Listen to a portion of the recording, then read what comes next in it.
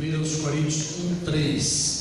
Graça a vós outros e paz da parte de Deus nosso Pai e do Senhor Jesus Cristo. Amém. Glória a Deus. Bendito seja para todos sempre o nome de nosso Senhor e Salvador Jesus Cristo. Glória a Deus. Gostaria de ler com os irmãos dois textos. Abra por favor a sua Bíblia no capítulo de número 11 do Evangelho de nosso Senhor Jesus Cristo, conforme escreveu Mateus. Glória a Jesus. Glória a Deus. Aleluia.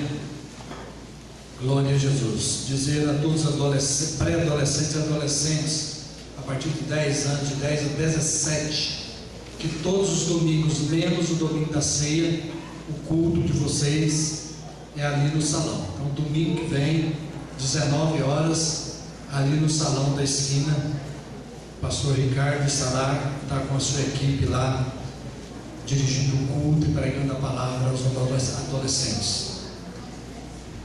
Quando se encontrar Mateus 11, digo amém. Versículo 23 e 24. Tu, Cafarnaum, elevar-te-ás porventura até ao céu? Descerás até o inferno, porque se em Sodoma se tivessem operado os milagres que em ti se fizeram, teria ela permanecido até o dia de hoje. Digo-vos, porém, que menos rigor haverá no dia do juízo para com a terra de Sodoma do que para contigo. Agora, Marcos capítulo de número 2. Marcos capítulo 2.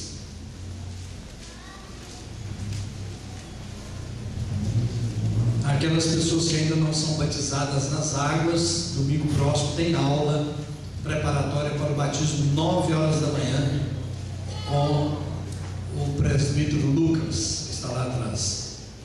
Pode vir aos domingos 9 horas da manhã. Marcos 2, a partir do versículo 1 diz: dias depois entrou Jesus de novo em Cafarnaum, e logo ocorreu que ele estava em casa. Digam, ele estava em casa. Muitos afluíram para ali, tantos que nem mesmo junto à porta eles achavam lugar, e anunciava-lhes a palavra. Alguns foram ter com ele, conduzindo um paralítico, levado por 4 homens, e não podendo aproximar-se dele, por causa da multidão, descobriram o eirado no ponto correspondente ao em que ele estava, e fazendo uma abertura, baixaram o leito em que jazia o doente. Vendo-lhes a fé, Jesus disse ao paralítico: filho, os teus pecados estão perdoados. Mas alguns dos escribas estavam sentados ali e arrazoavam em seus corações: por que fala ele deste modo? Isso é blasfêmia. Quem pode perdoar pecados senão um, que é Deus? E Jesus, percebendo logo por seu espírito que eles assim arrazoavam, disse-lhes: por que arrazoais sobre essas coisas em vossos corações? Qual é mais fácil, dizer ao paralítico: estão perdoados teus pecados, ou dizer: levanta-te, toma o teu leito e anda? Ora, para que saibais que o Filho do Homem tem sobre a terra autoridade para perdoar para perdoar pecados, disse ao paralítico: eu te mando, levanta-te, toma o teu leito e vai para a tua casa. Então ele se levantou e no mesmo instante, tomando o leito, retirou-se à vista de todos, a ponto de se admirarem todos e darem glória a Deus, dizendo: jamais vimos tais coisas, ou jamais vimos coisa assim. Glória a Deus, glória a Jesus, aleluia. Meus irmãos, eu quero dar a introdução aqui falando da cidade aqui referido no texto. Eu poderia falar de outra cidade, tem muitas cidades famosas na Bíblia. Ur dos caldeus. Ur, quase todo crente sabe que Abraão saiu de Ur dos caldeus. Deus falou para ele: sai da tua terra, da tua parentela e vai para a terra que eu te mostrarei. Ur é uma cidade famosa, está na Bíblia. Jericó é outra cidade famosa. Foi a primeira cidade que o povo de Israel conquistou na terra palestina, além do Jordão. Antes havia conquistado aquelas terras ali, que deu metade para a tribo de Manassés, para a tribo de Efraim, mais ou menos por aí, Jericó é famosa também. Os muros de Jericó caíram, não é verdade? Nós poderíamos falar de outras cidades famosas, como Jerusalém, como Éfeso, Filipos, Roma, cidades referidas, essas últimas, somente no Novo Testamento. Mas aqui o texto fala de uma cidade que não é referida no Velho Testamento também, a cidade de Cafarnaum. Essa cidade estava situada à beira do lago de Genezaré, ou à beira do mar da Galileia. Na realidade lá não é um mar. Eu estive lá, tive o privilégio de andar de barco lá no mar da Galileia, mas é um lago, um grande lago. Lago de Genezaré, mar da Galileia é a mesma coisa. Tem lago de Kenerit, parece que é assim. Kenerit é outro nome dado a esse lago. Então essa cidade estava ali situada à beira do mar da Galileia. Essa cidade não foi uma cidade tão importante. Tinha sua importância para Israel, mas ela não era tão importante para outros países ali na Ásia, como foi Éfeso, como foi Esmirna, como foi Tiatira, como foi Filipos, como foi Tessalônica. Essas cidades foram muito importantes. Cafarnaum não foi tão importante, mas ela tem a sua importância, ou teve a sua importância, porque lá morou alguém especial. Lá morou Jesus. Glória a Deus. Jesus morou por mais ou menos 1 ano e 8 meses lá na cidade de Cafarnaum. Lá naquela cidade ele fez o seu QG, o seu quartel-general. Ou seja, ele estava ali, ia para o sul, voltava para Cafarnaum, ia para o leste, voltava para Cafarnaum. Então ali era um local que ele se dirigia sempre à sua casa. Então a trajetória de Jesus, ele nasceu em Belém. Depois que nasceu, ele com seus pais, é claro, fugiram para o Egito. Aí do Egito eles não voltaram para Belém, voltaram para Nazaré. E ali em Nazaré Jesus foi criado. E aí depois, quando ele começou o seu ministério, pouco tempo depois ele colocou o seu QG ali em Cafarnaum, na cidade de Cafarnaum. Mas irmãos, sabe o que aconteceu com Jesus ali em Cafarnaum? Aquela cidade se acostumou com Jesus. A cidade se acostumou de ter Jesus morando ali. E tem algo que é fato e é provado cientificamente pela psicologia, aquilo que se chama psicoadaptação, quando as pessoas se acostumam com tudo, não é? Se acostumam com tudo. A pessoa compra um carro novo, compra um carro novo, um carro 0 quilômetro. Fala um carro aí muito bom, 0 quilômetro. Como é que é? Sonata, Camaro, carro bom. Aí compra o carro, e aí, talvez 2, 3 meses depois já está acostumado com aquele carro. Compra a casa nova. Mas que legal, casa nova, móveis novos. Mas logo se acostuma, logo se adapta. As pessoas que vêm de outras igrejas aqui, às vezes querem alugar a igreja para casamento, aí falam com a gente assim: mas a igreja de vocês é bonita, hein?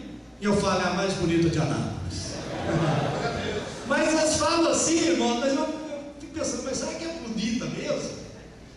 já acostumou, a gente já se adaptou com isso. Com emprego, com tanta coisa. Às vezes a gente se adapta até com coisas ruins.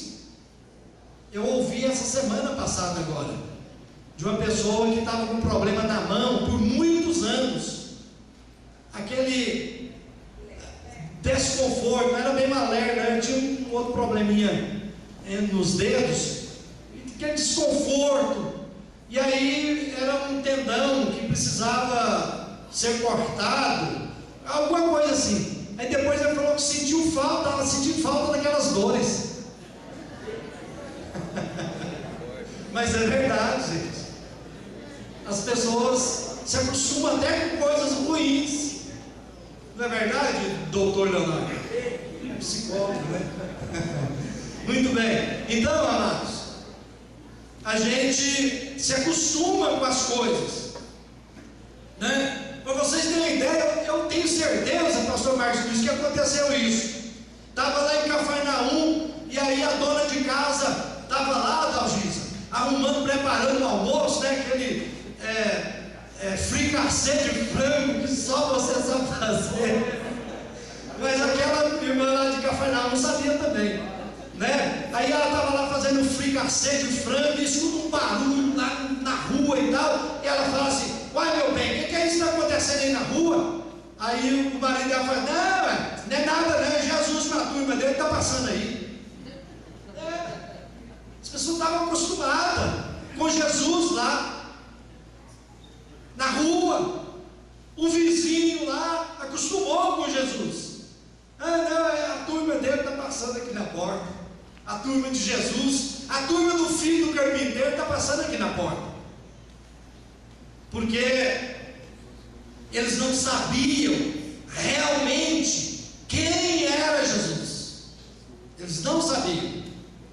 Mas eu quero dizer para vocês uma coisa: o cego Bartimeu, lá na porta de Jericó, na porta da cidade de Jericó, o cego Bartimeu sabia quem ele era. Quando ele escutou o barulho da multidão, ele não podia ver, ele era cego, mas ele perguntou para alguém: o que está acontecendo? Aí alguém falou: é Jesus de Nazaré que está passando. Aí ele começou a gritar: Jesus, filho de Davi, tem misericórdia de mim. Louvado seja Deus. Jesus, filho de Davi. Eu sabia. Ele sabia quem estava passando. Agora aquelas pessoas ali em Cafarnaum, elas não sabiam quem realmente estava morando ali em Cafarnaum. Mas, amados, algumas pessoas poderiam responder isso. Se pudéssemos perguntar para o profeta Isaías hoje: profeta, quem estava morando aí em Cafarnaum? Ele iria falar: é o maravilhoso conselheiro, Pai da eternidade, príncipe da paz, glória a Jesus, aleluia. Mas aí, se você perguntasse, poderia perguntar para o João Batista. O João Batista iria dizer: quem estava morando lá em Cafarnaum era o Cordeiro de Deus que tira o pecado do mundo. Bendito seja o nome do Senhor. Mas poderíamos perguntar para um dos apóstolos, poderíamos perguntar para o Tomé: Tomé, quem estava morando lá em Cafarnaum? E o Tomé responderia: estava morando lá em Cafarnaum aquele que disse: eu sou o caminho, a verdade e a vida, e ninguém vem ao Pai a não ser por mim. Bendito seja o nome do Senhor. Mas talvez você não encontrava o Tomé. Você poderia perguntar para o Pedro: Pedro, quem estava morando lá em Cafarnaum? Aí o Pedro responderia: quem estava morando lá em Cafarnaum é o Cristo, o Filho do Deus vivo. Bendito seja o nome do Senhor. Mas de repente, nós não encontraríamos nem Tomé, e nem Pedro, nem os apóstolos. Nós perguntaríamos a uma mulher chamada Marta: quem estava morando lá em Cafarnaum? A Marta responderia: aquele que disse: eu sou a ressurreição e a vida, quem crê em mim, ainda que esteja morto, viverá, e aquele que vive e crê em mim, jamais morrerá. Glória a Jesus. Louvado seja o nome do Senhor. nós perguntaríamos para Paulo: quem estava morando em Cafarnaum, Paulo? Quem estava morando em Cafarnaum? Aquele que é a imagem do Deus invisível, o primogênito de toda a criação. Aleluia!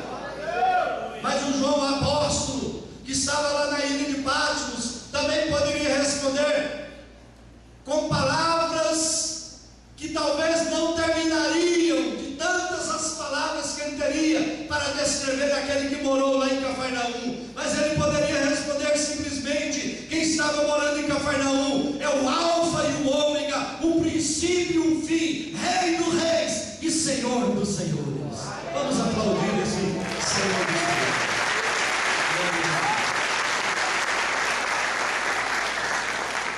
E para nós, quem estava morando em Cafarnaum? Nós poderíamos responder: o nosso Senhor e o nosso Salvador. Amém. Aquele que morreu por nós na cruz, aquele que tomou o nosso lugar na cruz, aquele que mudou a nossa história, aquele que mudou o nosso viver, aquele que nos dá vida e vida com abundância, aquele que é tudo para nós, aquele que é o Senhor da nossa vida. Dê glória a Deus. Aleluia. Mas Cafarnaum se acostumou com Jesus e com os milagres de Jesus. Jesus curou muitas pessoas ali em Cafarnaum. Jesus curou o filho de um régulo. Régulo é um rei, um reizinho. Jesus curou a filha de Jairo. Jesus curou ali a mulher com fluxo de sangue. Jesus curou o homem da mão ressequida. Jesus acalmou o mar ali perto de Cafarnaum. E Jesus curou esse paralítico que nós lemos aqui no texto.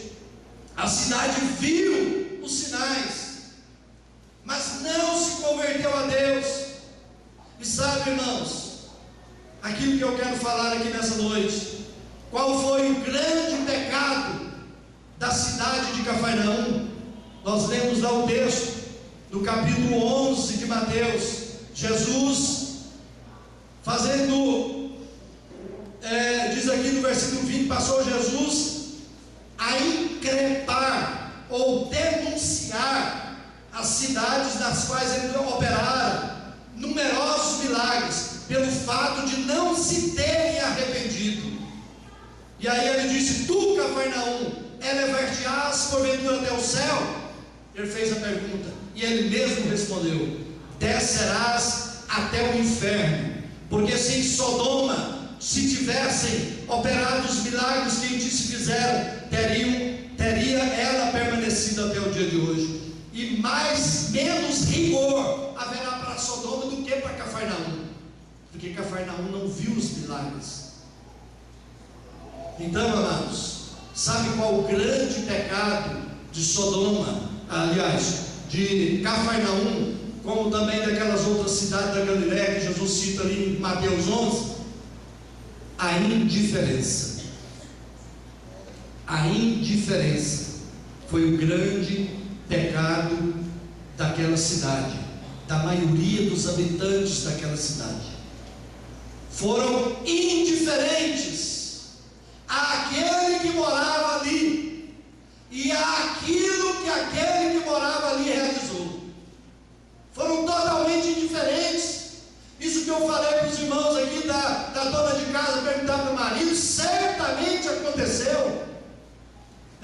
Lá vai o filho do carpinteiro com o grupo dele, dos fanáticos. Lá vai o carpinteiro com aquela gentalha ali atrás dele. Porque os fariseus e os escribas falavam isso. Então a indiferença.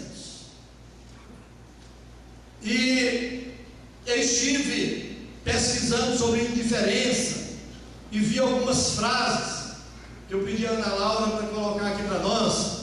Vamos ver essas frases aí sobre indiferente e indiferença. Olha a primeira frase. Essa primeira frase aí é de Martin Luther King. Ele disse: o que me assusta não são as ações e nem os gritos das pessoas más, mas a indiferença e o silêncio das pessoas boas. A segunda frase, por favor. A indiferença é a hostilidade em pessoa, e é por si só o pior dos sentimentos humanos que se pode oferecer sem um pingo de arrependimento aos nossos semelhantes. Desliga, por favor, aqui, depois volte a ligar, por gentileza. Só para os irmãos. Não, é o de cima. A próxima, por gentileza. Os indiferentes são pessoas sarcásticas e de língua afiada. Gosta de falar mal, de criticar, principalmente. A indiferença é a negação total dos outros, como seres humanos, com seus direitos e deveres. Obrigado. Pode ligar aí, Natanael. Então veja bem a seriedade. Eu procurei no dicionário Aurélio, procurei também na internet para ver algumas frases, o significado e algumas frases sobre a indiferença. E no Aurélio fala que indiferença é igual insensibilidade. O indiferente, ele é insensível. Então nós, como crentes, queridos, não podemos ser indiferentes, nem com os outros, nem com a igreja, e nem com aquilo que se refere a Deus, a sua palavra. Porque por causa da insensibilidade do indiferente, quando ele lê a Bíblia, ele não ouve Deus falar com ele. Ele está insensível. Deus já não fala mais com ele pela palavra. Também quando ora, já não sente mais a presença de Deus em sua vida, já não sente o mover do Espírito Santo dentro de si, porque ele é indiferente, ele está insensível. Quando louva, não adora. Quando louva, não exalta ao Deus Todo-Poderoso, ao qual ele está louvando. Quando ouve um testemunho, não sente nada, não se comove. Amados, é muito sério isso, porque todos nós corremos o risco de nos tornarmos indiferentes. Indiferentes à Bíblia, indiferentes à igreja, indiferentes ao louvor, indiferentes à oração, indiferentes ao testemunho. O indiferente, ele não sente a dor do outro, não sente a miséria do outro, porque está insensível. A segunda coisa também que eu vi sobre a indiferença é desinteresse. Ou seja, a pessoa faz parte do grupo, mas age como se não fizesse parte do grupo. Faz parte do corpo de Cristo, que é a igreja, mas sente que não faz parte, age como se não fizesse parte. Quando se fala da obra social, casa de recuperação, cesta para os carentes, ele é indiferente, é desinteressado, nunca oferta para essas coisas. Olha, tem um versículo na Bíblia, no livro de Provérbios, que diz o seguinte: quem dá aos pobres empresta a Deus, e Deus não fica devendo para ninguém. Se a gente dá aos pobres, se a gente ajuda na obra social, com alegria, com o coração aberto, com a mão aberta, sem avareza, fique sabendo de uma coisa: Deus vai te recompensar, Deus vai te pagar, porque é a Bíblia que fala isso. Eu li outro versículo hoje no livro de Provérbios, que quem ajuda aos pobres é feliz. Nós temos aí a casa de recuperação, nós não cobramos nada dos que estão ali internados,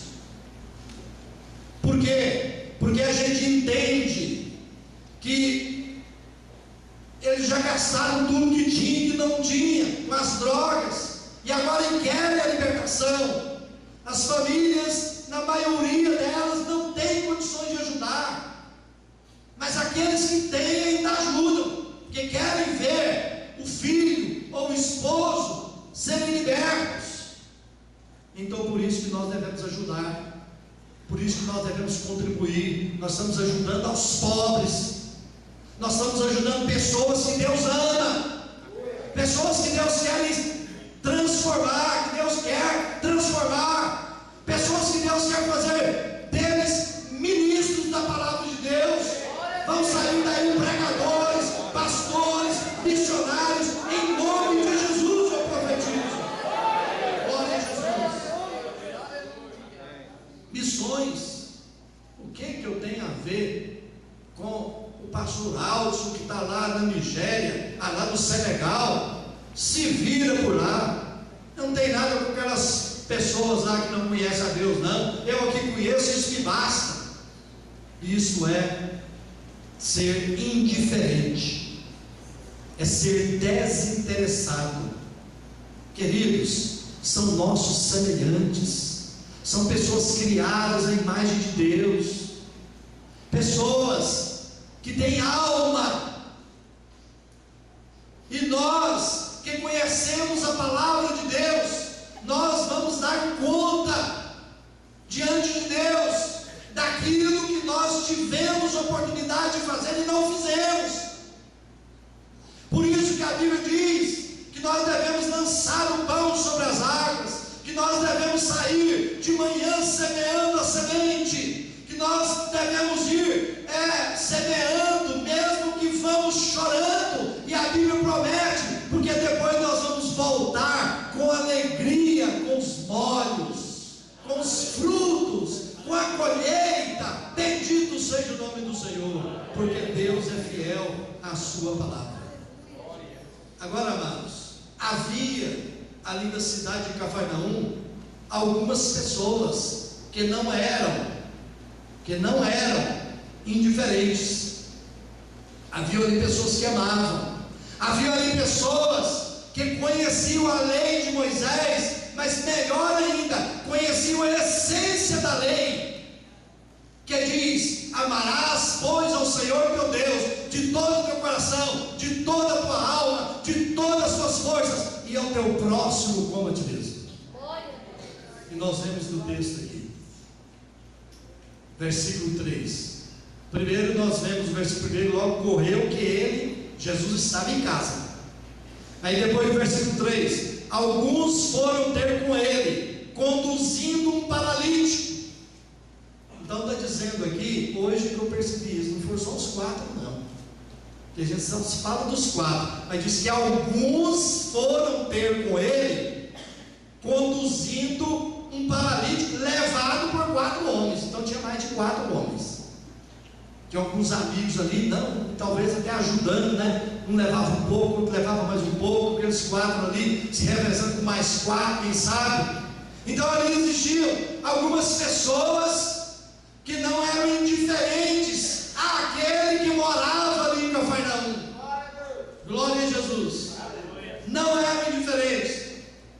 Gente que ama, gente que se importa com o outro. Glória a Jesus. Gente, pessoas que não foram indiferentes. Agora escute isso aqui. Pessoas que não foram indiferentes para com o chamado de Deus para elas. Aquelas pessoas que levaram aquele paralítico. Deus é que falou em seus corações. Eles foram tocados pelo Espírito de Deus para pegarem aquele paralítico, que a gente não sabe por quanto tempo que ele estava naquela situação. A Bíblia não conta, a Bíblia não fala nem o nome dele. Então aquelas pessoas foram chamadas por Deus para fazer aquela obra ali. Então ali em Cafarnaum tinha gente assim. E eu pergunto nessa noite: para que Deus te chamou? Qual a missão de Deus para nós. Sabe, irmãos, qual a missão de Deus para nós? Sabe o que a Bíblia nos diz? O pastor Leonardo pregou aqui no primeiro culto, que nós temos que entender que Deus nos chamou para todos nós. Esse chamado é para toda a igreja, é para todo aquele que crê, é para todo aquele que exerce fé em Jesus Cristo. Todos nós fomos chamados para sermos ministros da palavra de Deus. Todos nós. Não somos só os pastores, os evangelistas, mas todos nós. Eu estive com o pastor Ricardo em Belo Horizonte esse fim de semana. Nós estamos na sexta-feira e voltamos ontem à noite. Chegamos perto de meia-noite aqui em Anápolis. Lá nós fomos participar de um seminário na Igreja Batista Central de Belo Horizonte. Um seminário sobre pequenos grupos, sobre crescimento de igreja. E ali eu fiquei impressionado com alguns testemunhos. E fiquei impressionado com o testemunho de uma garota de 15 anos de idade. E ela chamaram na frente para ela contar como é que era liderar um pequeno grupo, ou uma célula. Alguns colocam de célula, outros pequenos grupos. Aqui a gente chama de grupo de vida. Aí aquela garota de 15 anos de idade, eu fiquei impressionado. Ela disse, olha, entre outras coisas, que ela disse, eu comecei a liderar um pequeno grupo de adolescentes, de amiguinhas da minha idade, quando eu tinha 12 anos de idade. Eu convidei 4 amiguinhas minhas. Nós começamos a nos reunir toda semana. Aí o grupo foi aumentando. Uma chamava 2, outra chamava 3, outra chamava 1. O grupo foi aumentando, até que nós multiplicamos uma vez. E nesses 3 anos, o grupo dela multiplicou 9 vezes. 9 vezes. Ela entendeu a chamada. Ela é uma ministra da palavra. Nós somos ministros de Deus, irmãos. E isso arde tanto no meu coração, essa questão de falar a palavra, que eu não me contenho. Eu e o pastor Ricardo estávamos lá esperando o ônibus. Aí o táxi parou lá, porque senão não ia dar tempo da gente chegar no aeroporto. Tinha 3 senhoras lá no ponto. Antes de entrar lá, eu virei para elas assim e falei assim, olha, Jesus ama vocês e morreu por vocês na cruz. E entrei no táxi. Eu não sei o que aconteceu com elas não, né? Talvez ela ficou pensando, quem sabe ela até já voltou para Jesus, né? Por causa dessa palavra. A gente semeia a semente. Você fala a palavra, é um rema, né? Você abre a boca. A Bíblia diz, abre a tua boca que eu gerei. Anuncie a palavra. Fale do amor de Deus, porque você é ministro de Deus, você é ministra de Deus. Somos ministros de Deus aqui na terra para pregar a palavra de Deus.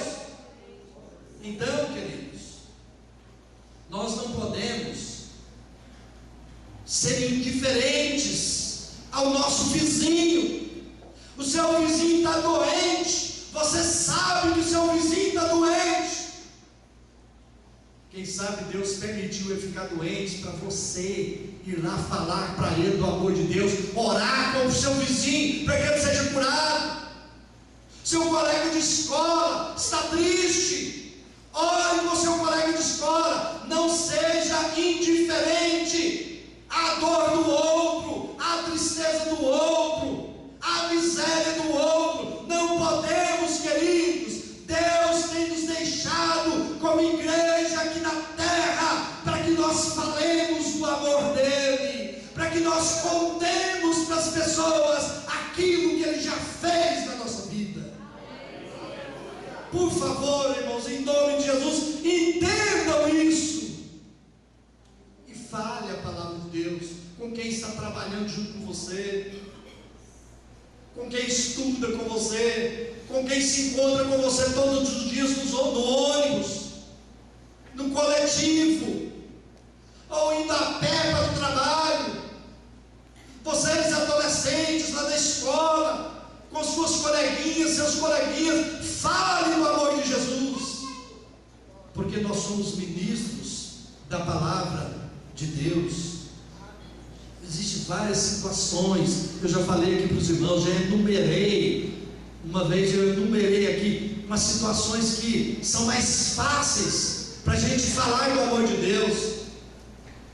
Quando tem alguém com câncer na família, quando tem alguém, uma família onde tem alguém que usa drogas, a família está quebrada. Quando ganha neném, principalmente marinheiro de primeira viagem, não é? Aí é vizinha sua, é colega, vai lá, não precisa chegar falando a palavra de Deus, não, vai lá cuidar, vai lá mostrar amizade, vai lá conquistar a pessoa e tal. Aí depois de conquistar, você vai falando com delicadeza, com amor, a palavra de Deus. Deus sempre nos dá oportunidades, e muitas vezes nós perdemos essas oportunidades. Nós temos que nos importar com as pessoas, porque em nós habita o Espírito de Deus. E se em nós habita o Espírito de Deus, eu digo com certeza, sem medo de errar, porque isso é palavra de Deus. A Bíblia diz que o amor de Deus é derramado em nossos corações pelo Espírito Santo que Ele nos deu, que Ele nos outorgou. Aleluia! Glória a Deus. E uma das características de Jesus era que Ele tinha compaixão das pessoas. Ele via a multidão e se compadecia da multidão. Nós temos a mente de Cristo, o mesmo Espírito que habitou em Jesus Cristo, no ministério terreno, toda a vida dele aqui na terra, é o mesmo Espírito que habita dentro de nós, irmãos. Temos que ter compaixão das pessoas. Aqueles homens levaram o paralítico até Jesus, porque eles tiveram compaixão daquele homem. Como eles se chamavam? Aqueles 4 homens principalmente, qual o nome deles? Não tinha o nome, na Bíblia não tem o nome deles, são pessoas anônimas. Gente, eu fiquei pensando hoje, e eu acredito que vai acontecer assim, que os maiores galardões que Jesus vai entregar lá no céu, vão ser para os anônimos, vão ser para aqueles que não tinham títulos, vão ser para aqueles que não eram tanto quanto obrigados a fazer certas coisas na obra de Deus. São aqueles que fazem o trabalho nos bastidores. Aqueles 4 ali levaram o paralítico, e a gente não sabe o nome deles, de nenhum deles. Então isso é até interessante, irmãos, porque muitas vezes a gente quer fazer só o trabalho que aparece, só o trabalho que os outros estão vendo. E se às vezes o pastor não fala que foi fulano que fez, a mesa da ceia, eu nem sei quem foi, é uma escala aí, nem sei quem foi hoje, mas as irmãs que estão arrumando, elas nunca me pediram para falar, pastor, fala lá que foi eu e a fulana hoje, hein? Eu já contei aqui para vocês aquele caso, né, com o pastor Lidório, né, Ronaldo Lidório. Ele foi na festa de uma igreja, e aí ele sentou, estava sentado lá no banco com os irmãos, e era aniversário do pastor, e tinha aquele bolão lá.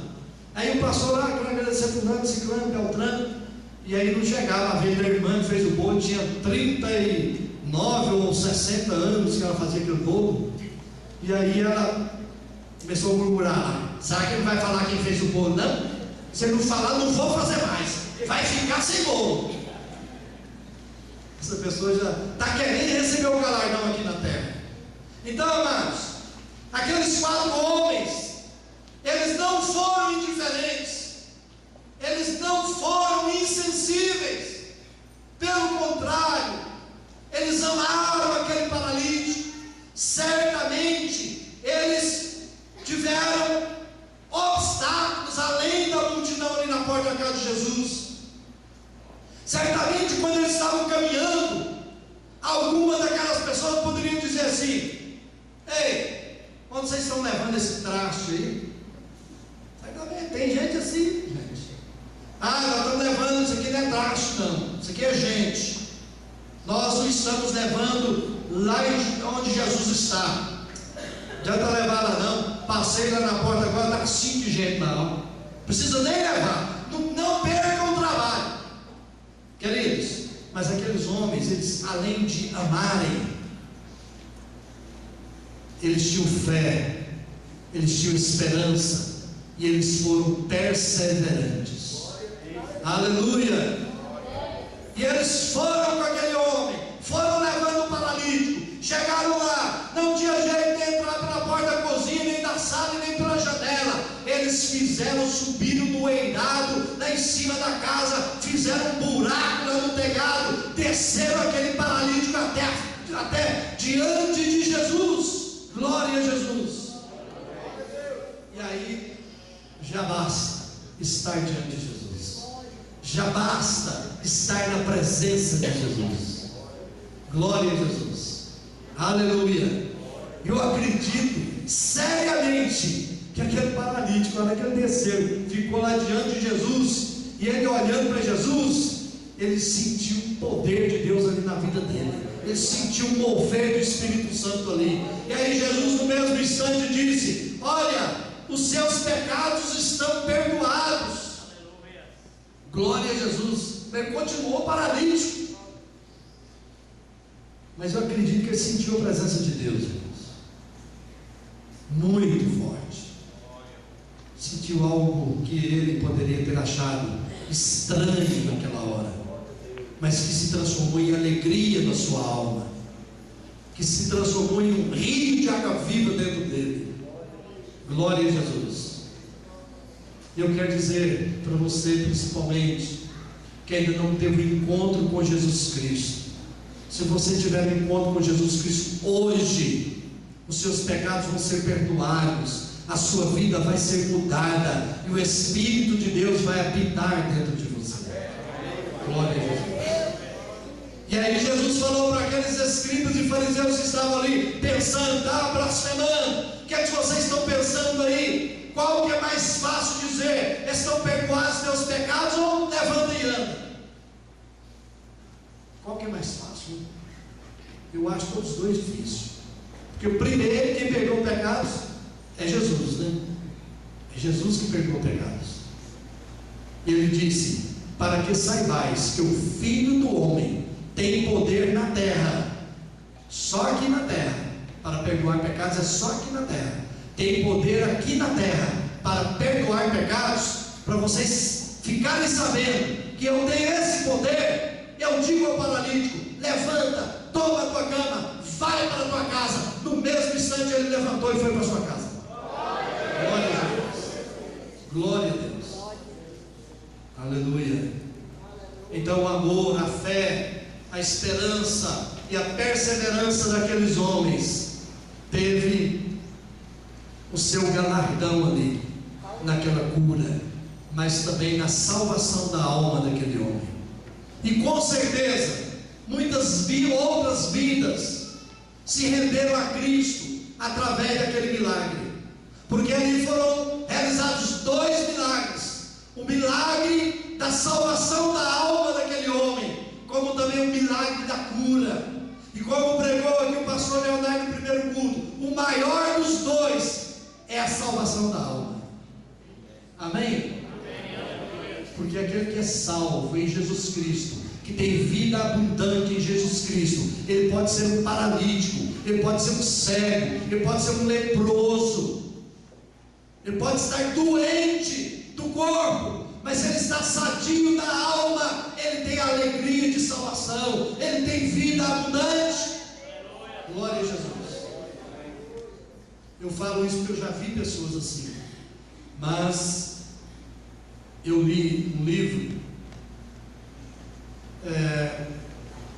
que fala, eu me esqueci o nome do autor, eu já li vários livros dele, que é da Maravilhosa Graça, a Aliança, Felipe Ansa. Eu li um dos livros dele, ele contando que foi visitar um país lá da Ásia, e lá onde havia muita pobreza. Ele foi visitar uma igreja ali. E aí, quando ele estava entrando na igreja, ele viu uma senhora se arrastando com as mãos. Ela tinha uma madeira nas mãos, foi se arrastando e chegou perto do Filipianos e começou a cantar um hino de louvor a Deus. Um hino muito conhecido, mas um hino clássico, né? Eu não me lembro qual hino, mas um hino muito lindo. E aquele Filipianos ficou impressionado por causa da situação que estava aquela mulher e o que estava saindo dos lábios dela, um louvor a Deus. Ou seja, não importam as circunstâncias, qualquer circunstância que o crente verdadeiro está, seja ela uma circunstância diversa ou não, ele tem sempre um louvor nos seus lábios. Amém, irmãos? Põe isso de pé em nome de Jesus.